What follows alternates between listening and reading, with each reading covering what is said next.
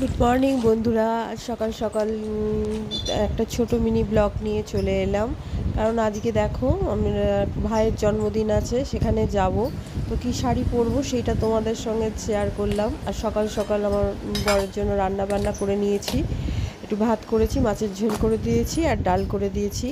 আর বাইরে ডগিদের খাবারটা রেডি করে নিয়েছি। আর আমাদের বঙ্কু যে আছে ওকে খাওয়াতে হবে। তারপর আমি তৈরি হয়ে নিলাম।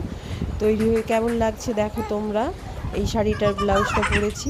তারপর ভাইদের বাড়িতে চলে গেছি। ওকে কত রকম খাবার দিয়ে ওর বউ সাজিয়ে দিয়েছে সুন্দরভাবে ফুল দিয়ে।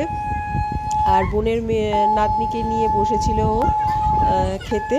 আর একে একে সবাই মিলে ওকে আশীর্বাদ করা হলো, যাতে ও সুস্থ থাকে, ভালো থাকে, বড় হোক, ভালো থাকুক। সেই কারণে আমার মা আশীর্বাদ করছে। তারপরে ওই সবাই আশীর্বাদ করেছে, বোন আশীর্বাদ করলো, তারপর আমি আশীর্বাদ করব। তা সবাই মিলে পরপর আশীর্বাদের পালা শেষ হলো। দেখো আমি আশীর্বাদ করছি। তারপরে তোমার দুপুরবেলা খাওয়া দাওয়া সবাই মিলে সেরে নিয়েছি। তারপর সন্ধেবেলাও কেকটা কাটা হবে। বেশি কিছু শেয়ার করতে পারিনি, কারণ ব্লগটা তো মিনি ব্লগের মধ্যে বড় ব্লগ হয়ে যাবে, সেই কারণে।